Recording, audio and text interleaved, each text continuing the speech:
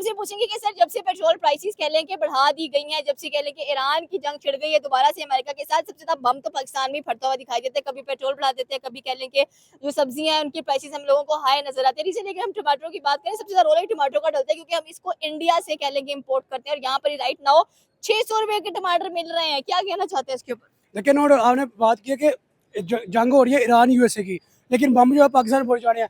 आप यहाँ से एस्टिमेट लगाएं, जब क्या कहते हैं, जब पाकिस्तान जब जंग रुकी थी, तब पाकिस्तान के अंदर पेट्रोल की प्राइस इतनी जल्दी कम नहीं हुई थी जितनी जल्दी अभी मिसाइल चल रहा है वहाँ से। तो लाइक आप ये देख लें कि पेट्रोल प्राइस, हाँ, पेट्रोल प्राइस यहाँ से बढ़ गई। कॉन्सेप्ट बेसिक ये है कि असल में ना एक पॉइंट होता है खुद मुख्तारी वाला। हम बेसिक खुद मुख्तार कौम नहीं है ना, खुद मुख्तार मुल्क है, जिसकी वजह से हमें ऐसे इकदाम लेने पड़ते हैं। आप देखिए कि जब भी IMF का कोई पॉइंट आता है भी में, हम वहाँ पे चुप करके बैठ जाते हैं जस्ट बिकॉज के हमें IMF की मानी पड़ती है, जस्ट बिकॉज के हम IMF से कर्जा लेते हैं। अगर हम IMF से कर्जा ना लेते हों, IMF को आंखें दिखाते हों, अमेरिका को आंखें दिखाते हों, तो हम खड़े होकर कुछ भी कर सकते हैं, अपनी नेशन को आगे रख सकते हैं। हम लाइक अपनी मर्जी से अपने मुल्क की कानून को चला सकते हैं। बट यहाँ पे ऐसा नजर आता है कि हम जब भी पॉइंट आता है कि जब भी मुद्दा आया पेट्रोल का, IMF का हमें अलार्म ज़हन में आ जाता है कि भाई हमने IMF का कर्जा देना है, तो जो IMF कहेगा हम वही करेंगे। आपने टमाटरों की बात की है, आप लिटरली देखें कि इस टाइम जो सब्जी फरोश लोग भी हैं वो भी तंग आए हैं जस्ट बिकॉज के एक प्राइसेस। ये तो मुझे वो मीम याद आ रही है, जस्ट बिकॉज। और दूसरी बात पे पाकिस्तान के अंदर कुछ भी हो जाए, जस्ट बिकॉज का लफ्ज नहीं है भाई। इनका दिल करे महंगा कर देंगे, इनका दिल करे सस्ता कर देंगे। आप देखें कल के हमारे माशाल्लाह जो PM है, उन्होंने स्टेटमेंट क्या दिया कि ओगरा डेली बेसिस पे चेक करेगा। मैं कहता हूँ घंटे के बाद चेक कराएं यार। हो सकता है कहीं पे आपका कोई जो अमाउंट है, कोई 2-4 रुपए है, वो रह ना जाए। कि मतलब अगर इंटरनेशनली महंगा हुआ है 4 बजे और आप कहीं 6 बजे ना कर रहे हो यार, 2 घंटे का मार्जिन है आपके पास। तब तो नहीं बोला जब अथॉरिटीज़ का इस्तेमाल, इख्तियारात, जो हमारे पाकिस्तान में इख्तियारात हैं ना, वो बहुत गलत इस्तेमाल हो रहे हैं। जिस बंदे का इख्तियारात हैं वो इस्तेमाल नहीं करता, उसका दूसरा बंदा इस्तेमाल कर रहा है। लाइक हमारे इदारे हैं वो एक दूसरे में मुदाखलत कर रहे हैं, जिसकी वजह से हमारे मुल्क में ज़्यादातर हालात ख़राब हैं। कोई बंदा अपनी ज़िम्मेदारी लेने पे तैयार नहीं है। ख़ासकर जो हमारे नौजवान हैं वो आजकल बहुत मायूसी का शिकार हैं, क्योंकि उनको आगे अपना फ्यूचर महफूज नज़र नहीं आ रहा। हम बहुत से नौजवान हैं इस वजह से बाहर के ममालिक में जा रहे हैं, धक्के खा रहे हैं, क्योंकि उनको पाकिस्तान में अपना कोई फ्यूचर नज़र नहीं आ रहा। इसकी सबसे बड़ी वजह यही है कि जो है ना, लोगों को जो इख्तियारात दिए जाते हैं वो उनको मुदाखलत होती है एक दूसरे में। तो जैसे कोई हमारी इस्टेब्लिशमेंट है वो मुदाखलत करती है, लाइक अगर कोई बंदा बात कर दे उसको उठा लिया जाता है। तो इसलिए जो है ना, सबसे जो इख्तियारात हैं वो हर बंदे के अपने अपने इस्तेमाल करने चाहिए, उसके पास होने चाहिए, और कोई बंदा दूसरा उसकी मुदाखलत ना करे। बेसिक वजह यही है। अभी जो लोगों के इलेक्शन हुआ है, जो उनका जिनको उन्होंने वोट दिए उनके वोट नहीं निकले, इसलिए नौजवान जो है मायूसी का शिकार है। उनको अपने पाकिस्तान में फ्यूचर कोई नज़र नहीं आता। पेट्रोल सस्ता हो रहा था कि तब भी हम चेक करेंगे कि जल्दी कर दिया सस्ता कि नहीं। जल्द मतलब जब सस्ता हो रहा था तब तो मेरे ख्याल कोई 1.5 महीना टाइम गुजर गया था। हमें वो एक बंदे को सिनेरियो भूलना शुरू हो जाता है कि महंगा क्यों हुआ था। उसके बाद इन्होंने जाकर सस्ता किया था, और अभी महंगा करने के लिए तो इनको कोई टाइम चाहिए, और उसी टाइम के अंदर महंगा करते हैं ये। चाहिए उनको हुकूक देने पाक आर्मी चाहिए। सफाया तो कर रही है बलूचिस्तान में जाकर। आप अभी भी देखें जियारत में जो भी क्वेटा में हमें नजर आई हर एक चीज़, उसमें भी जो पाक आर्मी थी और साथ में वहाँ के जो पुलिस वाले थे, उन्होंने मिलकर कह लें कि जो दहशतगर्दी है इसको हटाने में अपना एक किरदार अदा कर रहे हैं। जी जी बिल्कुल। ये हमारी जो पाक फौज हैं या आर्मी फोर्सेस है या जो जितने भी अमन कायम करने वाले इदारे हैं वो बहुत अच्छा काम करें, लेकिन इसके बरक्स जो उधर के नौजवान हैं, ओवरऑल जो सारे पाकिस्तान के नौजवान हैं, उनको उनके हकूक देने चाहिए, उनको रोज़गार देना चाहिए, जिसकी वजह से हमारे जो हालात हैं वो ठीक हो सकते हैं। अदरवाइज़ इस तरह हालात ख़राब ही हैं। क्या लगे जो यूथ मुल्क छोड़कर बाहर जा रही है वो सही कर रही है? अ, बिल्कुल। हमारे पाकिस्तान में जो है ना, कारोबार अगर कोई करता है उसके लिए बहुत मुश्किलात पैदा की जाती हैं। अगर कोई छोटी सी भी शॉप बना लेता है तो उसके लिए पैरा फोर्स, फूड अथॉरिटीज़, ये वो सब कुछ उसको तंग करते हैं, मंथली लेके जाते हैं। इसी वजह से कारोबार भी करना पाकिस्तान में जो बहुत मुश्किल है।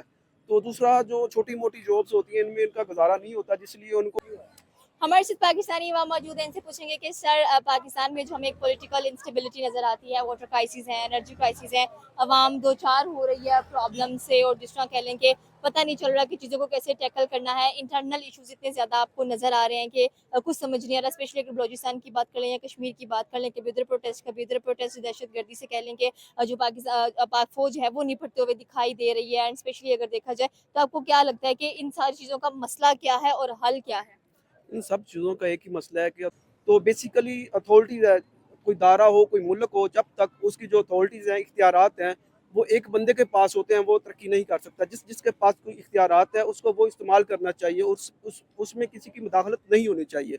पाकिस्तान की तरक्की ना करने की और जो इंस्टेबिलिटी है पाकिस्तान में, बेसिक वजह यही है, जो इख्तियारात हैं, वो एक दूसरे की मुदाखलत हो रही है। जब एक बंदे के जो काम है, उसको करने दिया जाएगा, तो फिर जो है जाके हमारा मुल्क आगे जा सकता है। अगर इस तरह कभी भी हमारा मुल्क आगे नहीं जाएगा, लाइक बलूचिस्तान है, उसमें जो इस काम नहीं आ रहा, जो अलहदगी की बातें हो रही है, बेसिक वजह यही है। लोगों के जो इख्तियारात हैं वो उनको नहीं दिए जा रहे, उनके हकूक नहीं दिए जा रहे। ठीक है, BL एक जो है कलदम तंजीम है, वो गलत काम कर रही है, लेकिन उनके नौजवानों के जो हकूक हैं वो भी देखने चाहिए कि ये इस इस नहज पे क्यों आ गए हैं। ये यानी कि दहशतगर्दी क्यों कर रहे हैं, ये इन जो कलदम तंजीम होती है इनमें क्यों इन्वॉल्वमेंट कर रहे हैं। उसकी एक बेसिक वजह देखो, कोई डंकी लगा के जाता, तरस आता है उन पे। कोई नौजवान माँ बाप के लाडले भूखे प्यासे डंकी लगा के जा रहे हैं, कोई कैसे जा रहा है, कैसे जा रहा है। बाहर के ममालिक जाना आसान बात नहीं है। बेसिक वजह यही है, वो पाकिस्तान से मायूस हैं, लेकिन मायूस नहीं होना चाहिए।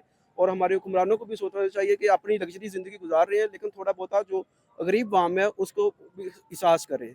आपको लग रहा है कि एहसास हो जाएगा? आपने गरीब आवाम की बात की, बिजली के बिलों में आप देख लें, पानी का बिल इतना ज़्यादा आ जाता है, बिजली का बिल है, गैस का बिल है। मुझे अभी दिखाई दूर दूर तक नहीं देता, लेकिन उम्मीद अच्छी रखनी चाहिए।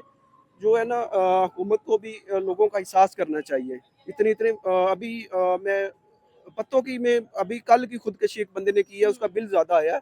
उसके 2 छोटे-छोटे बच्चे बच्चे हैं, जिसकी वज़ह से लोग खुदकशी कर रहे हैं।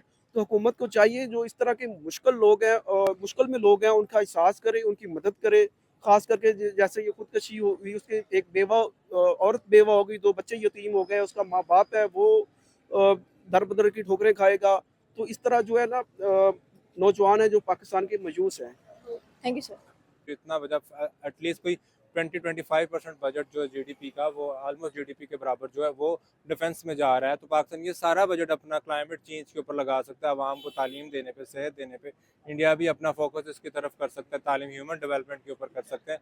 तो नो डाउट ये इससे बेहतर हो सकता है। लेकिन असल में SCO जितना मर्जी इस वक्त अपनी कोशिश कर ले कि इन दो कंट्रीज़ के दरमियान में बेहतर ताल्लुक पैदा कर सके, लेकिन वो नहीं कर सकता जब तक कि इंडिया की तरफ से नरेंद्र मोदी, जिसका वोट बैंक ही इंडिया पाकिस्तान को बदनाम करवा कर करना है, जैसे ये जो अभी शुरू किया हाइड्रो पॉलिटिक्स शुरू किया पानी के ऊपर। हालांकि हकीकतन देखें, ये जो ब्यास और चनाब का मेरे ख्याल से वो टनल बना रहे हैं, लेकिन वो टनल बनाएं भी तो जितना उनका खर्चा उस टनल पे आना है, उससे वो कॉस्ट इतनी ज़्यादा है कि आपको जो पानी आप स्टोरेज कर रहे हैं, डाइवर्ट कर रहे हैं अपनी तरफ, वो बहुत कम है। तीसरा ये कि वो क्या पानी का जो थ्रेट कर रहे हैं, हम बंद कर देंगे, बंद तो नहीं कर पाएंगे। लेकिन इंडियन अवाम को इतनी समझ नहीं, क्योंकि सारी बात आम बंदे की इतने स्टडी नहीं होती कि वो पढ़े कि वाकई ये बंद कर सकता है कि नहीं कर सकता। लेकिन इससे फिर नरेंद्र मोदी को ये फ़ायदा होता है कि वो वोट उसको हासिल होते हैं। अब जब भी इलेक्शंस करीब आए, ये तो अब कोइंसिडेंट एक बार होता है, 2 बार होता है, जब भी कोई इलेक्शंस करीब है तब हमला हो जाए ना। इंडियन अवाम को सोचना चाहिए कि इतने बेवकूफ़ तो वो ना बने, खुद को बेवकूफ़ ना बनाए कि जब इलेक्शन है तब वो अपने आप को कहें कि वो ये वोट बैंक का ही उसका तरीका होता है नरेंद्र मोदी का, ताकि अवाम को बेवकूफ़ बनाए। और ये जो वाटर वाला भी बेवकूफ़ बनाना ही चाह रहा है।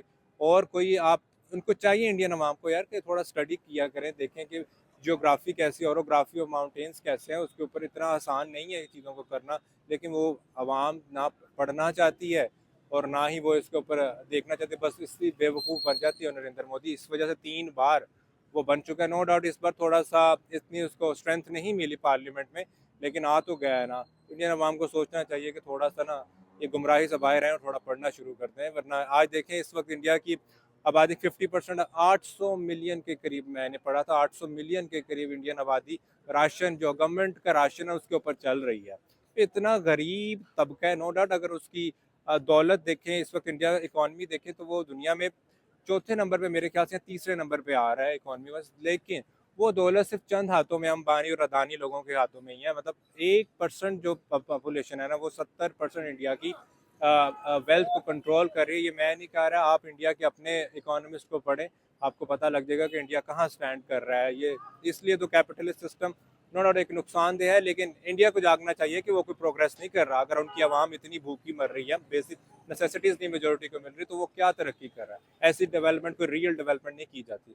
ओके, अभी रिसेंटली आपने सुना होगा कि इसी साल हमारे जो पीसीबी के चेयरमैन थे, उनको भी इनविटेशन आया था बीसीसीआई की तरफ से और आईसीसी की तरफ से कि आप इस इवेंट के लिए आए, लेकिन वो वहां पर नहीं गए। तो क्या लगता है आपको कि ये क्लैशेस, अगर इनविटेशन आता है तो जाहिर सी बात है आप एक पॉजिटिव इम्पैक्ट लेकर जा सकते हैं। एंड प्रोबेबली अगर देखा जाए तो अभी रिसेंटली अमन की आशा पर भी बात की गई थी, जहाँ पर लेटर्स लिखे गए थे दोनों मुल्क के जो पीएम्स थे उनको, कि अब बस कर दें, कि अब आपको थोड़ा कोई ना कोई सोल्यूशन निकालना पड़ेगा ताकि दोनों मुल्क एक ही पेज पर आकर खड़े हों। बिल्कुल ऐसा ही है, करना तो कोशिश चाहिए, मगर बात बस सिर्फ वही है कि नरेंद्र मोदी नहीं ये चाहते ये हो, वरना ये जो बायोलेटरल डायलॉग्स की जो इनिशिएटिव्स दोनों तरफ से हमेशा लिए गए हैं, और इनकी इवन के इंडियन पार्लियामेंट में भी बहुत सारी आवाज़ें उठाई गई कि हमें अब उनके साथ ताल्लुकात बेहतर करने चाहिए, ताकि चाइना क्यों तरक्की कर रहा है, उनके अपने नेबरिंग कंट्री के साथ एटलीस्ट इकोनॉमिक ट्रेड तो चल रही है ना, जो भी हालात चल रही, दुश्मन ममालिक जो भी हैं, जितने भी हालात ख़राब हैं, इंडिया को चाहिए अगर वो वाकई इकोनॉमिक पावर बनना चाहता है तो पाकिस्तान के साथ ताल्लुकात ठीक करे, ताकि ये जो दोनों तरफा से दहशतगर्दी की जा रही है एजेंसियों की तरफ से वो कम हो, और इंडिया भी डेवलप करे और पाकिस्तान भी डेवलप करे, दोनों कर। लेकिन ऐसा नहीं होगा जब तक नरेंद्र मोदी है, वो नहीं चाहेगा। वरना 2015 में खुद से तो आ सकता है जब उसकी अपनी मर्जी हो, नवाज शरीफ से मिलने आ जाता है, लेकिन अब उसे क्या मसला है आने में। तब क्या है, पाकिस्तान बहुत अच्छा था, तब क्या हमले नहीं हो रहे थे। 2008 में जो हुआ था, जो पाकिस्तान के ऊपर इल्ज़ाम लगा रहे मुंबई अटैक, लेकिन तब नहीं। अब जब तक कि अब वो, लेकिन उसे पता है ना कि अब सिर्फ वोट बैंक की मिलना इसी वजह से ही है। लिहाजा मुझे नहीं नज़र लगता कि ये पीसीबी आएगा और वहाँ पे जाएगा और फ़ायदा होने वाला है। कोशिश तो करनी चाहिए, लेकिन जो उनकी हरकतें हैं नरेंद्र मोदी की, वो कुछ अच्छी नहीं आपको लगी। लगे कि बार भी पावर हमें नजर आने वाली है कि प्राइम मिनिस्टर की जो सीट है वो इंडिया में नरेंद्र मोदी को ही मिलेगी? अब शायद इस बार फिर उसको नेक्स्ट जो इलेक्शंस होंगे उसमें फिर हंग पार्लियामेंट ही बनेगा, जैसे इस बार पाकिस्तान में कोई मेजोरिटी नहीं रही।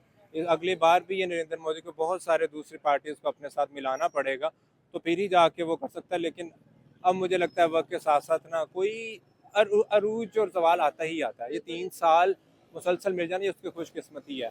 अब आवाम ना तंग आ गया, वो नया नया बंदा चाहती है उनका लीडर हो, तो मुझे नहीं लगता नेक्स्ट टाइम उसको जैसे हम चाह हमारे यहाँ तो नया लीडर क्या, एक लीडर नहीं ज़्यादा टिक पा रहा होता, वो तो खैर हमारे तो हालात इंडिया से तो बुरे ही हैं, ये तो हकीकत है। मतलब ये हम एक्सेप्ट कबूल करते हैं कि हमारे हालातों से बुरे होते जा रहे हैं। ऑब्वियसली बुरे हैं। आप देखें इंडिया के आईटी सेक्टर देखिए, इतना दुनिया में तरक्की कर रहे हैं। इंडिया के सारे डायस्पोरा, जितनी जितनी बड़ी बड़ी कंपनीज में सारे इंडिया, सीईओ में सुंदर पिचाई देख लें, आप ट्विटर में देख लें, जगह जगह पे देखें, सारी इंडियंस ही हैं। इसके अलावा इंडियन की इकॉनमी दुनिया के तीसरे नंबर पे है। इंडिया की ओवरऑल ह्यूमन डेवलपमेंट भी पाकिस्तान से आगे, पॉपुलेशन कंट्रोल करने में भी पाकिस्तान में है। ओवरऑल इंडिया बहुत हमसे आगे, ये तो हकीकत है, इसको तो हम तस्लीम करते हैं।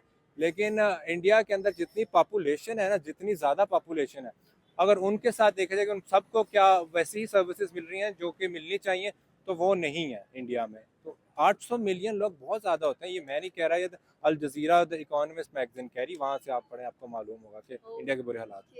ये थी पाकिस्तानी अवाम की राय की। अगर एससीओ की मीटिंग की बात कीजिए तो एक बार फिर से कह लेंगे इंडिया पाकिस्तान हैंडशेक करते हुए दिखाई दिए, दोनों आमने सामने बैठते हुए दिखाई दिए। तो क्या ये आपको एक नया मोड़ नजर आ रहा है कि मे भी इंडिया पाकिस्तान थोड़ा सा बायलैटरल टाइज के बारे में सोचे, डायरेक्ट ट्रेड के बारे में सोचें? आपकी क्या राय है नीचे के कमेंट सेक्शन में बता सकते हैं। हमारे चैनल को सब्सक्राइब करना बिल्कुल मत भूलिएगा। मिलते हैं अगली वीडियो में। अल्लाह हाफिज़।